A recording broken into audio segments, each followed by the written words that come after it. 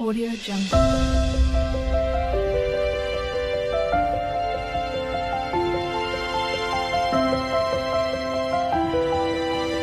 Audio Jungle. So இப்போ வந்து நம்ம ஒரிஜினல் ரெசிபி அப்படின்னு சொன்னதால கர்நாடகா ஸ்டைலில் வந்து நம்ம செய்ய போகிறோம்.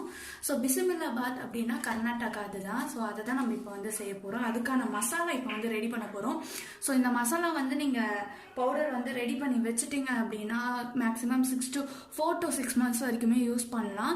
நீங்கள் வந்து இதில் கொப்பரை தேங்காய் ஆட் பண்ணிங்கன்னா 4 months வரைக்கும் யூஸ் பண்ணலாம். அதே கொப்பரை தேங்காய் அவாய்ட் பண்ணிட்டீங்க அப்படின்னா 6 months வரைக்குமே நல்லா ஏர்டை கண்டெய்னரில் போட்டு வச்சிங்கன்னா நல்லாவே யூஸ் பண்ணலாம். ஸோ வந்து இப்போ நம்ம மசாலா ரெடி பண்ண ஸ்டார்ட் பண்ணலாம். நம்ம இப்போ வந்து எல்லாமே ட்ரை ரோஸ்டாக தான் இது பண்ண போகிறோம். ஸோ ஃபஸ்ட்டு வந்து கடலை பருப்பு ஒரு கை ஆட் பண்ணிக்கிறேன். நல்லா ரோஸ்ட் பண்ணிக்கோங்க. ஸோ இப்போ நம்ம ட்ரை ரோஸ்ட்டாக வரத்தோம் அப்படின்னா இது வந்து நம்ம நிறைய நாள் ப்ரிசர்வேஷனில் வைக்கலாம். இதே ஆயில் ஊற்றி எல்லாம் நீங்கள் வறுக்கிறீங்க அப்படின்னா உங்களுக்கு சீக்கிரமே அது கெட்டு போகிறதுக்கு வாய்ப்பு இருக்குது. ஸோ அதனால் நம்ம வந்து நல்லா கோல்டன் ப்ரௌன் வர வரைக்கும் நல்லா வந்து நம்ம இதை ரோஸ்ட் பண்ணிக்கலாம்.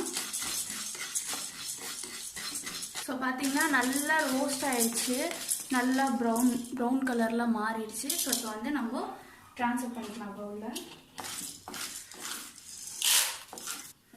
அடுத்து உளுந்தும் வந்து நல்லா ரோஸ்ட் ஆகணும். ஸோ நல்லா பொன்னிறமாக நல்லா வதக்கணும். அது நல்லா ரோஸ்ட் ஆகட்டும். ஸோ பார்த்தீங்கனாலே தெரியும் நல்லா ரோஸ்ட் ஆயிடுச்சு, நல்லா ஒயிட் கலரில் இருக்கும். ஸோ இது வந்து ப்ரௌன் கலரில் நல்லா மாறிடுச்சு. ஸோ இதுவும் நம்ம பவுலுக்கு ட்ரான்ஸ்ஃபர் பண்ணிடலாம்.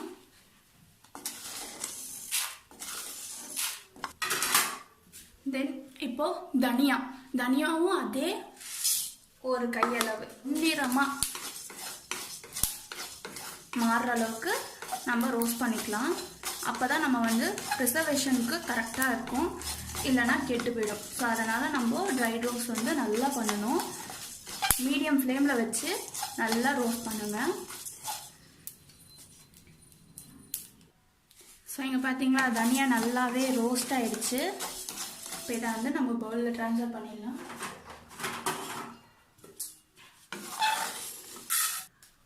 இப்போ கசகசா வந்து வித்தின் எ மினிட் அதுக்குள்ளேயுமே நல்லா பொரிஞ்சிடும்.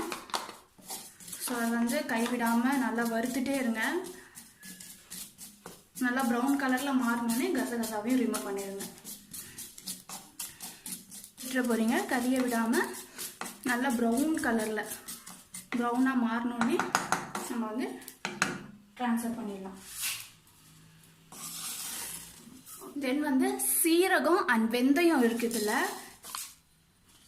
இதையும் நல்லா ட்ரை ரோஸ்ட் பண்ணிக்கலாம். வெந்தயம் வந்து பொரியணும். வெந்தயம் வந்து ரொம்ப தீஞ்சிருச்சு அப்படின்னா உங்களுக்கு கசப்பு தட்டும். ஸோ அதனால கைவிடாமல் வதக்கிக்கிட்டே இருங்க. பொரிஞ்ச உடனே எடுத்துடலாம். இந்த ஸ்டேஜில் வந்து நம்ம பே லீஃப் ஆட் பண்ணுறோம்.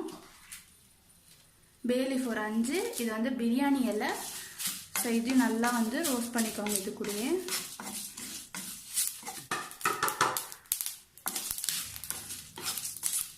பார்த்தீங்களா நல்லா பொரியுது இல்லையா? இந்த ஸ்டேஜில் வந்து நம்ம ரிமூவ் பண்ணிக்கலாம். இப்போது கிராம்பு பட்டை. ஸோ வந்து கிராம்பு எந்த அளவுக்கு எடுக்கிறீங்களோ அதுக்கு டபுள் மடங்கு பட்டை எடுத்துக்கோங்க. இதில் நம்ம ஏலக்காய் யூஸ் பண்ணக்கூடாது. ஏலக்காய் போட்டிங்கன்னா அது டேஸ்டே மாறிடும்.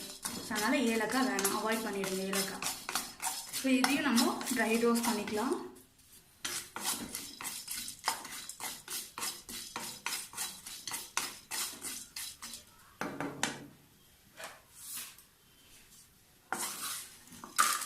ஸோ இப்போ இது எல்லாமே ட்ரை ரோஸ்ட் பண்ணோம் இல்லையா? இப்போ என்ன பண்ணணும்னா எண்ணெய் கொஞ்சம் விட்டுக்கோங்க. எண்ணெய் விட்டுட்டு இந்த ஆயிலில் நம்ம எடுத்து வச்சிருக்க மிளகா, காஞ்ச மிளகா, வர மிளகா, காஷ்மீரி மிளகா இருந்தாலும் அதையும் யூஸ் பண்ணலாம், நார்மல் வர மிளகா இருந்தாலும் அதையும் யூஸ் பண்ணிக்கலாம். நீங்கள் இதை நல்லா ஃப்ரை பண்ணிக்கோங்க.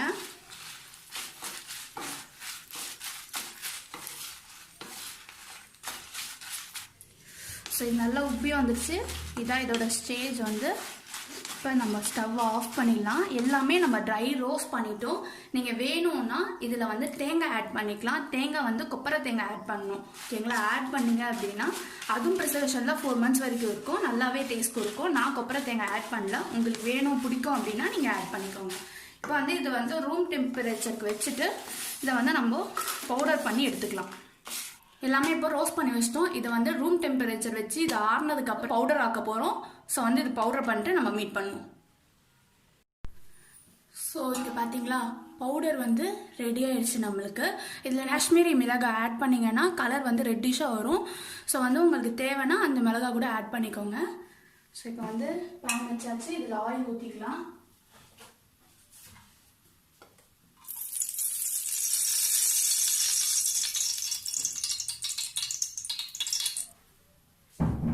ஸோ மஸ்டர்ட் சீட்ஸ்,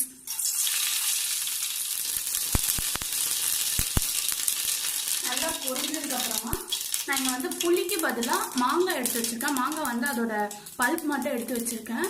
ஸோ இதை வந்து நம்ம ஆட் பண்ணிக்கலாம். இதில் நீங்கள் புளி வேணும்னா புளி கூட ஆட் பண்ணிக்கலாம்.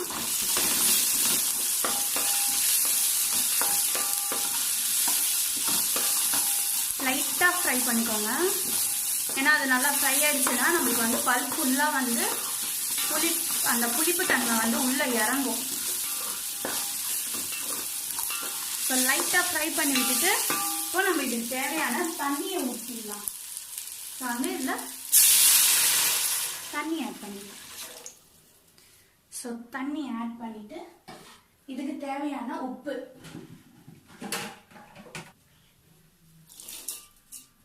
நல்லா இது கொதி வரட்டும்.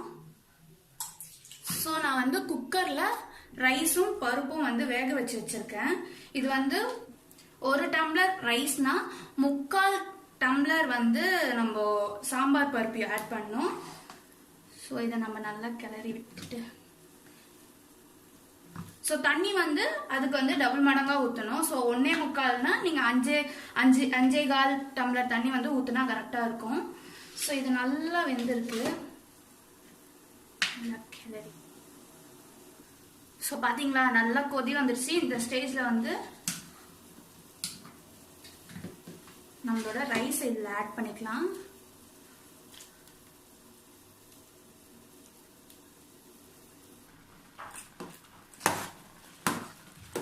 இதை நல்லா கிளறி விட்டுடலாம். ஒரு கொதி நல்லா வரட்டும் இது. ஸோ இது ஒரு கொதி வந்ததுக்கு அப்புறமா நம்ம என்ன பண்ணலாம், நம்ம அரைச்சி வச்ச மசாலா இருக்கு இல்லையா, ஸோ 1 2 3 4. ஸோ இந்த பவுடரில் நம்ம தண்ணி கலந்து கரைச்சி வச்சுக்கலாம். ஸோ இதில் லம்ஸ் எதுவுமே இல்லாமல் தண்ணி ஊற்றி நல்லா கலந்துருங்க. டேஸ்டில் நம்ம இதில் மஞ்சத்தூள் ஆட் பண்ண போகிறோம். மஞ்சத்தூள்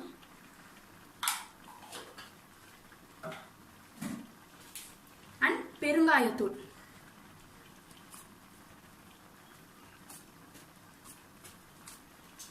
ஆட் பண்ணிட்டு நல்லா கிளறி விட்டுடலாம். இந்த ஸ்டேஜில் நம்ம இந்த கரைச்சி வச்சிருக்கோம் இல்லையா, அந்த பவுடரும் கரைச்சி வச்சிருக்கோம் இல்லையா, இந்த பவுடரும் ஆட் பண்ணிக்கலாம்.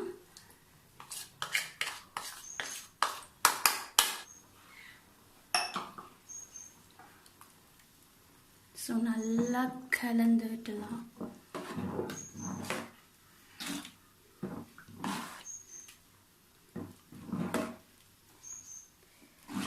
ஸோ கிளறி விட்டு நம்ம நெய் விட்டு இறக்குனா நம்ம பிசிபிலாபாத் ரெடி. ஸோ இப்போ நம்ம பிளேட்டிங் பண்ணிடலாம்.